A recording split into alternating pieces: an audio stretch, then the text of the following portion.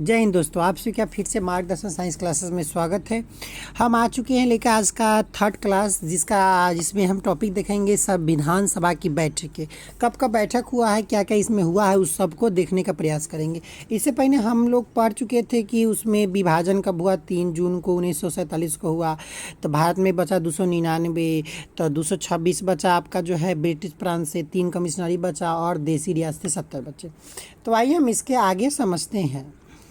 कहता है कि संविधान सभा की बैठकें, तो कहता है प्रथम बैठक, फर्स्ट जो बैठक हुई है वो 9 दिसंबर 1946 को सुबह 11 बजे शुरू हुई ना, आयोजित हुई थी। कहा दिल्ली के केंद्रीय सभा में, सेंट्रल हॉल में ना।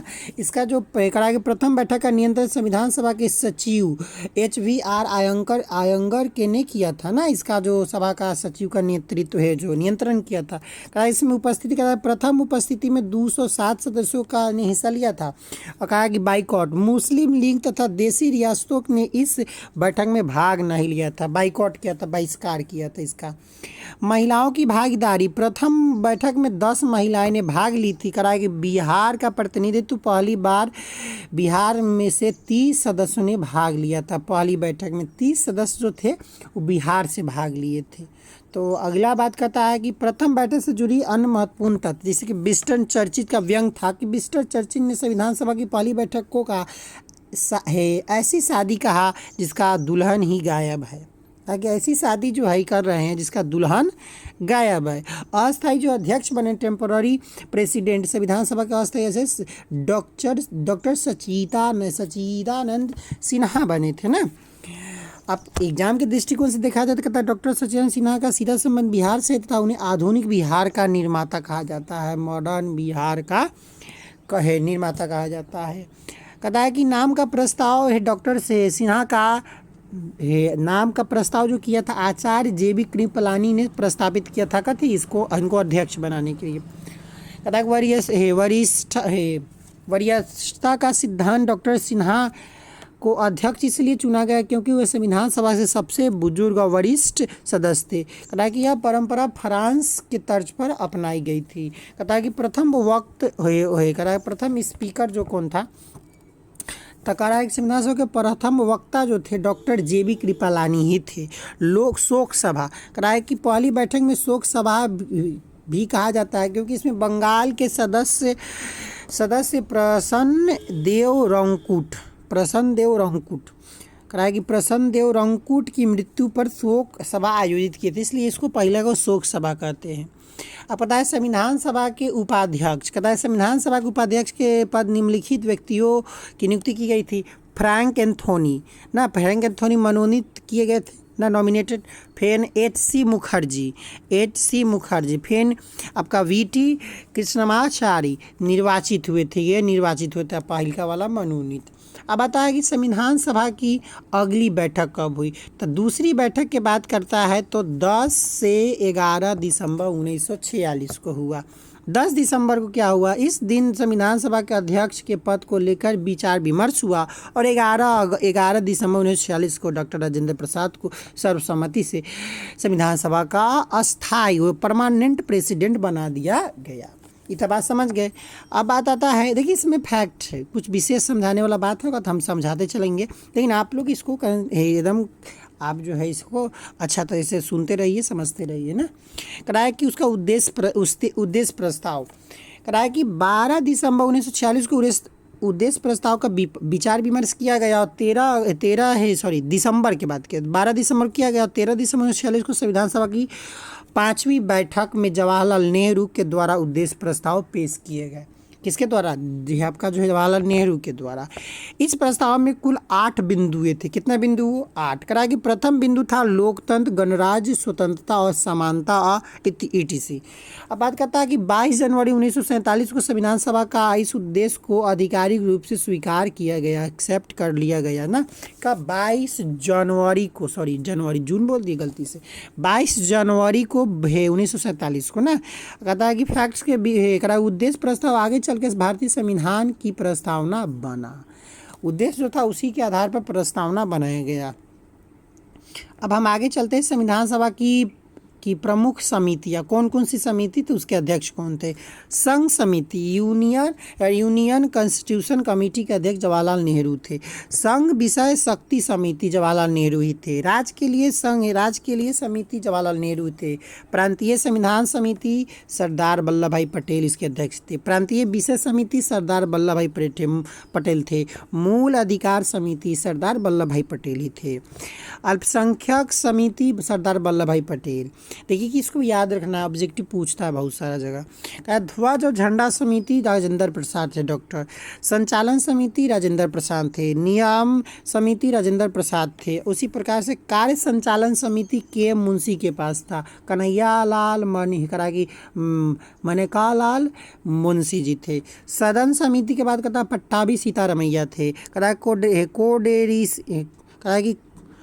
कोडेंशियल समिति के अध्यक्ष अलादी कृष्णा स्वामी आयर थे। अब कहता है संविधान सभा के कार्य संबंधित समिति जो थे जीवी मावलंकर जी थे।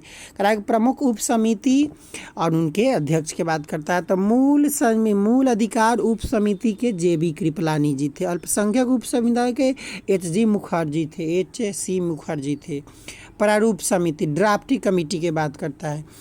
संविधान सभा का ड्राफ्ट तैयार करने के लिए महत्वपूर्ण समिति प्रारूप समिति बनी थी ना, ड्राफ्टिंग कमेटी। गठन हुआ था 29 अगस्त 1947 को। कहा कि अध्यक्ष इसके डॉक्टर बी.आर. अम्बेडकर बने थे। प्रारूप समिति के सदस्य कौन कौन थे तब बात करता है। 7 सदस्य थे। कितना सदस्य थे? 7 सदस्य। सबसे पहले डॉक्टर बी.आर. अम्बेडकर अध्यक्ष थे। फिर कहता है कि एन गोपाल स्वामी अयंगर था। फिर अलादी कृष्ण स्वामी आयर थे और के मुंशी थे। सैयद मोहम्मद शहादुल्ला थे। यह प्रारूप समिति एकमात्र मुस्लिम सदस्य थे, ओनली मुस्लिम मेंबर थे। एन माधव राव थे। इन्होंने बी.एल. मित्तर के त्यागपत्र के बाद शपथ मतलब इसी पद को संभाला था। टी.टी. कृष्णमाचारी थे। कहा कि डी.पी. खेतान की मृत्यु के बाद ये पद संभाले थे। मतलब कि बहुत सारे लोग मरबो करेगा ना, उम्र हो गया था उसके आधार पर। कहता है कि अम्बेडकर का निर्वाचन, उनका निर्वाचन कहाँ से हुआ था अम्बेडकर जी का, उसको पहले बात देखेंगे। तो कहा कि प्रारंभिक निर्वाचन डॉक्टर बी.आर. बाबा साहब भीमराव अम्बेडकर का संविधान सभा की शुरुआती बंगाल से चुनाव इनका हुआ था। विभाजन के बाद पाकिस्तान करा कि भारत पाकिस्तान के विभाजन के बाद पूर्वी पाकिस्तान में चला गया, वर्तमान बांग्लादेश में ना। तो इनका पूरा निर्वाचन जो हुआ कि इसके बाद कांग्रेस के M.R. जयकर के इस्तीफा दिलवाकर त्यागपत्र मतलब करवाया गया। फिर महाराष्ट्र के पुणे सीट से खाली करवाकर वहाँ से अम्बेडकर को संविधान सभा में निर्वाचित करके लाया गया। देखिए इतना आप में काबिलियत होनी चाहिए कि किसी का इस्तीफा देके और आपको चुना जाए। समझ में आया? अब बात करता है संविधान सभा के वाचन, मतलब इनका वाचन कब कब है, रीडिंग हुआ था किस समय और कितना दिन के लिए, ये समझते हैं। संविधान सभा के प्रारूप का पर विचार करने के लिए 3 वाचन हुए थे। कितने वाचन हुए थे? 3 वाचन। प्रथम वाचन हुआ था 4 नवंबर से 9 नवंबर 1948 में। अब 4 नवंबर से 9 नवंबर के दिन हुआ था। करा कि संविधान सभा के प्रारूप पर सामान्य चर्चा हुई थी, सिंपल सा। दूसरा वाचन 15 नवंबर से 17 अक्टूबर 1949, 15 नवंबर 1948 से 17 अक्टूबर 1949 तक हुआ। सबसे लंबा वाचन था यह, 11 महीने चला। इसमें खंडवार विचार विमर्श किया गया। अंतिम या तीसरा है आपका जो है जो वाचन हुआ करा कि 14 नवंबर 1949 से लेकर 26 नवंबर 1949 से 26 नवंबर तक अंतिम रूप से संविधान सभा को पारित किया गया। अब बात करता है संविधान लागू होने के महत्वपूर्ण चरण। संविधान कब लागू हुआ, क्या क्या हुआ, इसको समझते हैं। संविधान के निर्माण और लागू होने के 3 महत्वपूर्ण दिन निम्नलिखित है। सबसे पहला 26 नवंबर 1949। 26 नवंबर 1949 को क्या हुआ आखिर? इस दिन संविधान सभा द्वारा संविधान को अंगीकृत, स्वीकार, आंशिक रूप से लागू हुए अनुच्छेद तो सबसे पहले तो इसको एडॉप्ट किया गया, एक्सेप्ट किया गया। उसके बाद का आंशिक रूप से जो लागू हुआ है अनुच्छेद, उसको देखा गया। तो अनुच्छेद 16 को तुरंत प्रभाव से लागू कर दिया गया था। ये अनुच्छेद मुख्य रूप से नागरिकता, राष्ट्रपति की शपथ और निर्वाचन आयोग से संबंधित था। जैसे कि आपका कौन कौन है, 5 है, 9, 5 है, 6, 7, 8, 9, 60, 324, 266, 267, 279, 200 है, सॉरी 379, 380, 388, 391, 392, 393, 394, सब 324 से शुरू हो जा रहा है। 366, 67, फिर 89, या फिर जो है 79, या फिर जो है 380, फिर 388, या फिर जो है 391, फिर 392, 394, ये सब लागू हो गया था। कब? आपका 26 नवंबर को, सॉरी 26 नवंबर को। फिर बात करता है 24 जनवरी। इस दिन क्या हुआ? 24 जनवरी की बात करता है कि संविधान सभा की अंतिम बैठक हुई थी। निम्नलिखित राजेंद्र प्रसाद को भारत के राष्ट्रपति बनाया गया न प्रथम राष्ट्रपति, और राष्ट्रीय गीत वंदे मातरम और राष्ट्रगान जनगण मन को स्वीकार किया गया। संविधान पर अंकित रूप से 284 सदस्यों का सिग्नेचर है। इसमें कितने? 284 सदस्यों का सिग्नेचर है। हस्ताक्षर करने वालों में 8 महिलाएं थी, ओनली फॉर 8 महिलाएं थी। फैक्ट है 22 जुलाई 1947 को हमारे राष्ट्रीय ध्वज तिरंगा को स्वीकार किया गया। 22 जुलाई को ना। आगे कहता है 26 जनवरी को क्या हुआ? कह रहा है कि इस दिन भारत के संविधान को पूर्ण रूप से लागू कर दिया गया। 26 जनवरी 1950 को। इस दिन हम बनाते हैं भारत का गणतंत्र दिवस।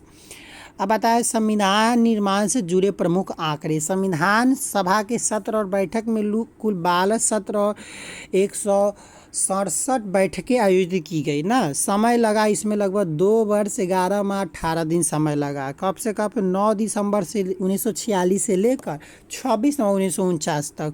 कुल खर्च लगभग 63,96,729 रुपये, मतलब कि 64 लाख के करीब में भारत का संविधान बन गया उस समय। अब कहता है प्रारंभिक भाषा क्या थी? अंग्रेजी भाषा थी। टाइपिंग करके इसे करा कि सबसे पहले अंग्रेजी में टाइप करके लिखा गया ना। संविधान की कलाकृति और सुलेखन किसके द्वारा किया गया और क्या? करा एक हस्तलिखित भारत के मूल संविधान को प्रेम बिहारी नारायण रायजादा, पूरा नाम याद करिएगा, प्रेम बिहारी नारायण रायजादा अपने हाथों से इटैलिक शैली में इसे लिखा है। कहता है कि इसमें क्या और जो है वैल्यू एडिशन के रूप में देख लिया जाए। इन्होंने इस कार्य के लिए कोई पैसा नहीं लिया था, मतलब कि इन्होंने कौन? प्रेम बिहारी रायजादा ने, बल्कि संविधान के हर पन्ने पर अपना नाम और अंतिम पन्ने पर अपने दादा का नाम लिखने की शर्त रखी थी कि हर पन्ना में प्रेम बिहारी रायजादा और अंतिम पन्ना में इनके दादा का नाम आज भी है। कहा कि चित्रकारी और सजावट। कहा संविधान के पृष्ठों पर चित्रकारी और उसे सजाने का कार्य निकेतन है। कहा शांति निकेतन के कलाकारों को दिया गया था, जिसमें नंदलाल बोस, शांति निकेतन के कलाकार नंदलाल बोस और राम मनोहर सिन्हा थे ना। हिंदी अनुवाद किसने किया था? भारतीय संविधान का आधिकारिक हिंदी अनुवाद बसंत कृष्ण वैद्य के द्वारा किया गया ना। अब बात करें संविधान की प्रतिलिपियों के शब्द। अंग्रेजी प्रतिलिपि फिर हिंदी प्रतिलिपि लगभग 1 लाख, जैसे अंग्रेजी प्रतिलिपि के रूप में देखा जाए तो लगभग 1,17,369 शब्द थे। कहता है हिंदी लिपि में लगभग 1,45,000 शब्द थे ना। संरक्षण। संविधान की दोनों मूल प्रतियों अंग्रेजी और हिंदी वर्तमान में नई दिल्ली के केंद्रीय मतलब सेंट्रल हॉल संसद भवन की लाइब्रेरी में सुरक्षित रखी गई है। वर्तमान में इस दस्तावेज खराब न होने से बचाने के लिए हीलियम गैस से भरे विशेष ग्लास केस ना में रखा गया है, जिससे खराब न हो। मूल बनाम वर्तमान संविधान की संरचना।